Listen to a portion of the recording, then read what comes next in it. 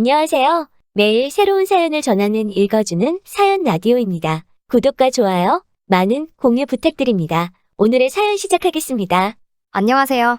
저는 결혼한 지 이제 1년 좀 넘은 30대 초반의 여자입니다. 얼마 전 너무나 억울하고 가슴에 한이 되는 일이 있었기에 이렇게 글을 한번 적어봅니다.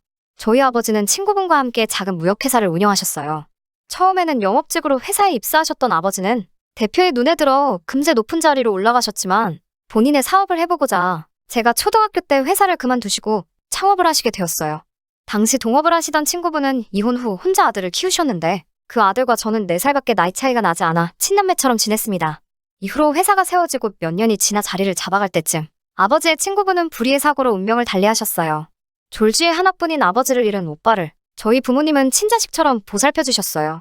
그렇게 영리하고 똑똑한 오빠는 서울에 있는 유명 대학에 진학하였고 저는 미국으로 유학을 떠났습니다. 4년의 긴 유학을 마치고 돌아오니 오빠는 어느새 멋진 사회인이 되어 있었어요. 오빠는 저에게 정식으로 사귀어보지 않겠냐고 물었고 저는 좋다고 했죠. 어린 시절부터 오빠를 좋아했었거든요.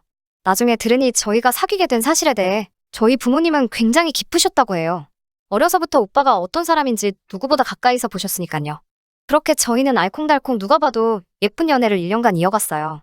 그리고 오빠는 저에게 청혼을 해왔습니다. 저는 앞으로 제 인생의 꽃길만 펼쳐질 줄 알았어요. 하지만 인생이 항상제편은 아니더라고요. 결혼 이야기가 나오고 얼마 지나지 않았을 무렵 오빠가 평소답지 않게 자꾸 다른 곳에 정신이 팔려 있더라고요. 저는 오빠가 먼저 말해주길 기다리다 답답하여 결국 무슨 일인지 물었어요. 오빠는 몇 번을 망설이다가 힘들게 이야기를 꺼냈습니다. 어린 시절 헤어졌던 어머니가 연락을 해왔다는 거예요. 어떻게 자기 연락처를 알았는지는 모르겠는데 회사 1층으로 찾아왔더래요. 아픈 곳 없이 건강해 보이는 어머니를 보니 반갑기도 하고 어이가 없기도 하고 마음이 너무 복잡하더래요. 무슨 말을 해야 할지 몰라 일단은 같이 근처에 있는 카페로 모시고 갔대요. 어머니는 자기가 생각이 짧았다며 어떻게든 너를 내가 키웠어야 했다면서 눈물을 보이시더래요. 그러면서 아버지가 일찍 돌아가신 줄 몰랐다가 얼마 전 우연히 알게 되었다면서 그래서 이렇게 널 만나러 온 거라며 이제라도 용서해줄 수 있겠냐고 물으셨다고 해요. 오빠는 당장 용서니 뭐니 그런 걸 말하기는 어렵고 아무튼 건강하신 모습을 보니 다행이란 생각이 든다면서 이런저런 이야기를 나눴대요. 시어머니는 시아버지와 이혼 후 얼마 지나지 않아 남자를 만나 새로운 삶을 시작하셨다고 해요. 재혼한 그분에게는 오빠보다 3살 어린, 그러니까 저와 동갑이 딸이 있었고요. 두 분 사이에 새로 아이를 낳지는 않으셨고 그 딸을 친딸처럼 키우셨다는 그런 이야기를 하신 것 같았어요. 어머님은 앞으로 오빠를 자주 만나면서 살고 싶다고 하셨다는데 오빠는 자기가 뭘 원하는지 모르겠다고 하더라고요. 어머님을 만난 이후로 아무 일도 손에 잡히지 않는다면서요. 저는 그래도 친어머니이니 안 좋은 감정은 최대한 해소하고 앞으로라도 좋은 기억을 많이 만드는 게 어떻겠냐고 조언했죠. 그리고 저에게 또 다른 가족이 생긴다는 사실이 걱정도 되고 기대도 됐고요. 사실 저나 오빠나 외동이었기 때문에 나중에 우리 애는 이모도 삼촌도 없겠네라는 아쉬운 마음이 있었거든요. 그런데 어머님에게 딸도 있다고 하니 그럼 우리 애기한테 친할머니도 생기고 고모도 생기는 거잖아요. 그런데 제가 순진했던 걸까요? 제가 이 이야기를 하니 결혼한 친구들이 저더러 어리석다고 시댁에 없는 게 얼마나 좋은 건 줄 아냐고 하는 거예요. 저는 이때만 해도 친구들의 반응에 놀라고 오히려 실망까지 했었거든요. 그런데 다들 경험에서 우러나온 조언이었던 것 같네요. 바보같이 저는 오빠에게 오빠가 어색하면 나랑 같이 어머님이랑 만나보지 않겠냐고 물었어요. 저는 제가 중간에서 분위기를 띄우고 하면 오빠가 금방 긴장을 풀 수 있을 거라고 생각했거든요. 일주일쯤 지나서 서울에서 맛집으로 유명한 중식당에서 어머님과 오빠를 만났어요. 그런데 예상과 달리 어머님이 따님도 데리고 나오셨더라고요. 서로 어색해하고 있으니까 어머님이 먼저 중간에서 자기 딸에 대해서 오빠에게 이야기를 시작하셨어요. 성격이 어떻고 학교는 어디를 나왔고 그런 이야기요. 그런데 그 이야기를 듣던 오빠가 저와 그 딸을 번갈아 바라보며 우리 희진이도 거기 졸업했는데라고 말하는 거예요. 알고 보니 그 딸이 제 고등학교 동창이더라고요. 물론 같은 반인 적도 없고 친하지도 않았지만 제가 그 친구를 알았던 이유는 그 친구는 학교에서 제일 유명한 문제아였거든요. 최대한 아는 체 하지 말고 있어야겠다 생각하고 있는데 오히려 그쪽에서 먼저 아는 체를 해오더라고요. 제가 고등학교 때 전교회장이었기 때문에 그 친구도 제 얼굴을 기억하고 있었나 봐요. 우리는 서로 어색하게 인사를 나눴고 어머님은 이런 우연이 어딨냐며 너무 신기해하셨어요. 새 신우가 저에게 연락처를 물으며 앞으로 자주 볼 것 같은데 잘 부탁한다고 말하더라고요. 내 기억이 잘못된 건가 싶을 정도로 화사하게 웃으며 친절한 태도에 좀 놀랐지만 나이를 먹으니 어른스러워졌다는 생각이 들어 다행이란 생각이 들었어요. 하지만 진짜 사건은 이제 시작이었어요. 신우는 시도 때도 없이 연락을 해왔어요. 저는 신우에게도 생각지 못한 오빠가 생겼고 또 그 오빠랑 결혼할 여자가 동창이라고 하니 그나마 좀 편해서 그런가 이해하면서 반갑게 대해줬어요. 그렇게 두세 번 따로 만나서 커피도 마시고 밥도 먹고 그랬네요. 그러다 하루는 신우가 저더러 고등학교 동창들하고 자주 만나냐고 묻더라고요. 저는 미국에서 지내면서 좀 멀어진 사람도 있지만 여전히 많은 동창들과 잘 지내고 있거든요. 그러자 누구누구냐며 좀 캐묻더라고요. 좀 이상하긴 했지만 이름도 말해주고 지금 어떻게 사는지도 알려줬지요. 친구들 직업을 묻기도 하고요. 저는 순진하게 그냥 오랜 친구들의 근황이 궁금한가 보다 생각했어요. 그런데 그것도 지금 생각해보니 순수한 의도가 아니었더군요. 그러는 동안 오빠와 제 결혼 준비도 그럭저럭 준비가 돼가고 있었어요. 저희 부모님은 오빠가 어머님을 만났다는 사실에 마음이 복잡하신 것 같았어요.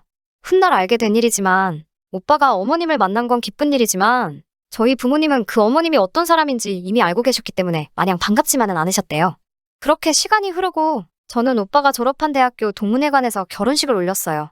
어머님과 재혼한 아버님도 오시고 당연히 신우도 왔습니다. 속사정을 아는 몇몇 분들의 웅성거림이 제 마음을 무겁게 했지만 그래도 큰일 없이 결혼식을 잘 올렸어요. 그리고 저는 이제 정말 모든 것이 안정되고 행복한 시간만 남았다고 생각했어요. 하지만 생각지도 못한 불운이 저를 찾아왔네요. 친정 아버지께서 불의의 사고로 돌아가셨거든요. 제가 결혼한 지 3개월 정도 지났을 무렵이었어요. 다른 날처럼 퇴근 후 집에서 남편과 저녁을 먹고 뒷정리를 하던 중이었는데 어머니께 전화가 왔어요. 아버지가 갑자기 쓰러지셔서 병원으로 실려가셨다고요. 그렇게 응급실로 실려가신 아버지는 미처 손 써볼 겨를도 없이 그날 저녁 세상을 떠나셨어요. 그 이후로 저도 어머니도 제정신이 아니었죠. 남편이 없었다면 어떻게 됐을지 모르겠네요. 저를 더 힘들게 한 건 다름 아닌 신우의 기행이었어요. 아버지의 장례식장에는 정말 많은 분들이 왔어요. 친인척부터 아버지, 지인분들과 제 친구들까지 전부요. 당연히 저희 시부모님과 신우도 왔습니다. 그런데 신우가 저희 아버지 장례식장에서 자기 청첩장을 돌리고 있더라고요. 아무리 자기가 그동안 친구들과 연락이 많이 끊어졌고 했어도 어떻게 저희 아버지 장례식장에서 본인의 청첩장을 돌리냐고요. 저와 친한 친구 몇몇이 미친 거 아니냐고 지금 뭐 하는 거냐며 그 친구에게 소리를 질렀고 신우도 지지 않고 자기가 바쁘고 너희들도 바빠 보이니 일일이 만나서 줄 수가 없어서 그러는 건데 그런 것도 이해를 못하냐며 지지 않고 덤비더라고요. 저희 어머니는 기절하다시피 쓰러지셨고 저는 악다구니를 쓸 정신조차 차릴 수 없었습니다. 남편은 신우의 팔을 잡아끌며 강제로 장례식장에서 내보냈지만 제 분노는 사그라들지 않더라고요. 시부모님도 미안해하시기는커녕 저더러 참 속도 좁다며 청첩장 돌리는 게 30분이 걸리냐 1시간이 걸리냐며 매정하다고 하시더라고요. 돌아가신 너네 아버지가 딸이 이렇게 야박한 걸 보면 저승에서도 창피해하실 거라고요. 우여곡절 끝에 장례식이 끝나고 저는 남편에게 앞으로 2번 다시 시댁하고 상종하고 못 살겠다고 말했어요. 차라리 우리 결혼식장에서 청첩장을 돌렸으면 그나마 이해를 하겠다고요. 나는 가족을 잃었는데 어떻게 자기 결혼식을 떠들어대고 있냐고 인간이 맞냐고 화를 냈죠. 당연히 남편도 제 편을 들어줬고 2번 다시 상대하지 말자고 하더라고요. 자기가 장인어른께도 죄송한 마음뿐이라면서요. 그런데 남편의 사과에도 제 마음이 정말 풀어지질 않더라고요. 그래서 결국엔 제가 원하는 방식으로 복수했어요. 일단은 장례식 날 그 광경을 목격한 친구들 중 몇몇에게 눈물로 부탁을 했어요. 다행히 과거에 신우에게 당한 바가 있는 3명의 친구가 제 복수를 도와주겠다고 하더라고요. 그렇게 2달이 지나고 드디어 기다리던 신우의 결혼식 날이었어요. 예상했던 대로 남편은 안 간다고 하더라고요. 마침 결혼식이 10월이었기에 신우이에게 할로윈처럼 잊지 못할 추억을 만들어주고 싶었죠. 그래서 처녀귀신처럼 옷을 차려입었습니다. 얼굴을 새하얗게 분칠하고 입술도 새빨갛게 칠했어요. 검은 긴 머리도 풀어헤치고 아버지 장례식 때 입었던 상복도 입었습니다. 그렇게 신우 결혼식장으로 갔습니다. 아무튼 저는 결혼식 시작 전에 가면 쫓겨날까봐 일부러 식장에 도착한 다음에 결혼식 시작하고 5분 정도 지날 때까지 화장실에 숨어 있었어요. 그리고 신부 입장 끝나고 나서 저도 조용히 늦은 하객으로 들어가 구석 조명 어두운 자리에 서 있었습니다. 비록 뒤에 서 있었지만 금방 웅성웅성 난리가 났고요. 절 보고 놀란 어린애 2명이 자지러지게 울기 시작했죠. 앞에 서 계신 주례사분은 어떻게든 결혼식을 이어나가려고 애를 쓰는 것 같았고 혼주석에 있는 시부모님도 저더러 미쳤다고 뭐 하는 거냐고 난리를 치시더라고요. 이 상황을 아무것도 모르는 사돈네는 황당해서 앉아있고 신우는 발작하듯 저더러 당장 꺼지라고 하더라고요. 곱게 차려입은 신부가 악다구니를 쓰니 얼마나 웃기던지요.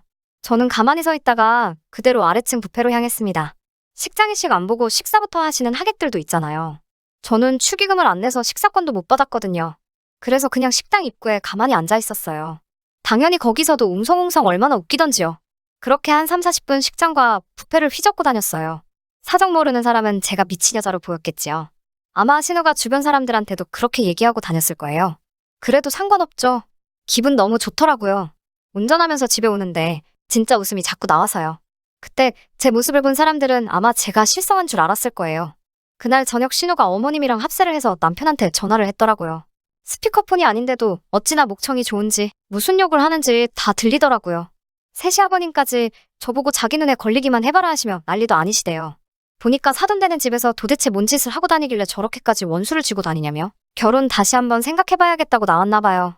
신우랑 어머님이 신나게 놀던 과거를 숨기고 온갖 교양과 아양으로 이뤄낸 혼사였는데 저와 제 친구들이 다 망쳐놓았대요. 친구들은 계획한 대로 새하얀 원피스를 입고 화장도 머리도 신부가 받는 것보다 더 공을 들여서 하고 가서 결혼식 사진을 찍을 때 일부러 맨 앞줄로 자리를 잡아서 섰대요. 잔뜩 치장하고 새하얀 드레스를 입은 여자들이 동시에 4명이 서 있으니 사진만 봐서는 누가 신부인지 분간이 안 간다나요? 남편은 처음 보는 저의 새로운 모습에 당황한 듯 보였지만 잘했다고 저를 감싸주더라고요. 처음 계획을 실행할 적에는 너무 걱정됐지만 일단 저질러 놓고 보니 속이 너무 후련했습니다. 제 사연은 여기서 이만 마칠게요. 후기입니다. 저보고 잘했다는 분도 계셨지만 꼭 그렇게까지 해야만 했냐는 의견도 많았어요. 너무 화가 나는 마음에 어떻게 한 방 먹여줄 생각만 했던 제가 너무 생각이 짧았다는 생각도 했고 반성도 많이 했습니다. 새 시아버지와 시어머니께 그날 있던 일에 대해서 사과를 드리고자 했는데 오빠가 아직은 두 분이 화가 많이 나 계시니 조금 누그러지면 하는 게 좋겠다고 해서 미루고 있었어요.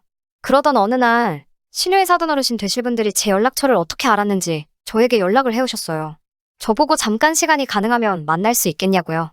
시부모님께도 사과를 드리려고 했으니 사돈 되실 분들에게도 정중히 사과하는 게 맞다는 생각에 결혼식을 망쳐놓은 장본인이었지만 욕먹을 각오로 알겠다 하고 약속 장소에 나갔습니다. 사돈 되실 분들을 보자마자 저는 고개 숙여 그날 있던 일에 사과를 드렸어요. 화가 많이 나 계신 듯 보였지만 저의 사과를 받아주시더니 그날 있던 일에 대해서 이유가 뭐였는지 자초지종을 물어보시더군요. 고작 그런 걸 가지고 그 사단을 냈냐며 저를 나무라실 줄 알았는데 그쪽에서는 그런 사실을 하나도 몰랐고 며느리들 신우의 성품이 그런 사람인 줄 몰랐다고 놀라시더군요. 돌아가신 아버지는 제 남편에게도 친아버지 같은 분이셨다고. 물론 제가 그날 그렇게 한 행동에 대해서 남편은 모르고 있었지만 남편도 제 일처럼 분개했다고 말씀드렸습니다. 결혼식이라는 큰 행사에서 제 행동이 너무 어리석었고 크게 반성 중이라고 말씀을 드렸습니다. 어떤 결정을 내리시던 간에 저는 그날 일에 대해 제가 책임을 질 수 있다면 그렇게 하겠노라 말씀드리고 원하신다면 두 사람 앞에 무릎 꿇어 사죄할 수도 있다고 말씀드렸어요. 두 분은 저에게 아니라고 오히려 몰랐던 걸 알게 돼서 고맙다는 알 수 없는 대답을 해오셨어요. 결론부터 말씀드리자면 두 사람은 결국 파혼을 했습니다. 사돈 되실 분들이 지역에서 유명한 자산가였다고 합니다. 얼굴 하나만큼은 반반했던 새 신우가 어떻게 그 사실을 알고 남편 될 사람을 꼬신 거였다네요. 신우의 남편 될 사람이 아직 철이 들지 않아서 만난 지 얼마 되지도 않은 상황에서 막무가내로 결혼을 하고 싶다고 바득바득 우겨댔고 두 분은 혹시 모르니 혼인신고만큼은 결혼 후 어느 정도 시간이 지나 새 신우의 사람 됨됨이를 보고 올리기로 정한 결혼이었다고 합니다. 사돈 되실 두 분은 새 신우의 그런 행동만 봐도 앞으로 다가올 미래가 뻔히 보인다며 파혼을 했다고 합니다. 제가 무슨 짓을 저지른 건가? 마치 하늘이 노래지는 것 같았어요. 남편에게 그 소식을 전해 듣고 제가 사돈 되실 분들의 마음을 돌려놓아야겠다고 정말 미안하다고 사과했어요. 남편은 허둥대는 저를 막아서며 그럴 필요 없다고 하네요. 남편은 어머니가 자기를 낳아주신 그 사실은 변하지 않지만 지금 자기 자신을 이렇게까지 만들어준 건 돌아가신 시아버지와 저희 부모님 덕이라고 말해왔습니다. 남편도 신우의 그날 행동에 대해서 화가 많이 나 있었고 안면물수하고 신우가 무슨 잘못이 있냐고 따지는 시어머니와 새시아버지 모습에 큰 실망을 했다고 하네요. 어머니는 여태까지 본인 인생에 없는 사람이라 생각하고 살아왔는데 이제 와서 나타나셨다고 자기의 진짜 어머니가 되는 게 아니지 않겠냐며 그날을 기점으로 자기도 어머니에게 핏줄이 이어져 있다는 이유만으로 자식 노릇을 하고 싶은 마음이 사라졌으니 너무 그 일로 마음고생하지 말라고 말해줬어요. 오히려 새 신우의 사돈 되실 분들이 저에게 고마워하고 있을 거라고 시댁과는 이제 연을 끊고 살 생각이니 절대로 죄책감 갖지 말라고 저를 다독여줬습니다. 남편에게는 따로 말하지 않을 거지만 시어머니 쪽에는 제가 언젠가 찾아가서 그날 일에 대해서 사과를 드릴 생각이에요. 그날의 제 행동이 어른스럽지 못했다는 건 인정하는 바이긴 하지만 그렇다고 너무 저자세로 나갈 생각도 없습니다. 제가 그런 행동을 하게 된 이유를 정확히 설명드리고 그날 그런 일만 없었어도 제가 이런 일을 벌이지 않았을 거란 말도 하려고 해요. 의견 남겨주신 모든 분들께 감사하고 제 행동에 대해 눈살을 찌푸리셨을 청취자분들께도 다시 한번 사과드립니다. 모두 좋은 하루 되시고 다음에는 더 좋은 이야기로 사연을 보내드릴게요. 긴 이야기 들어주셔서 감사합니다. 오늘의 사연은 여기까지입니다. 구독과 좋아요, 알람 설정해주시면 앞으로 더 좋은 사연으로 찾아오겠습니다. 감사합니다.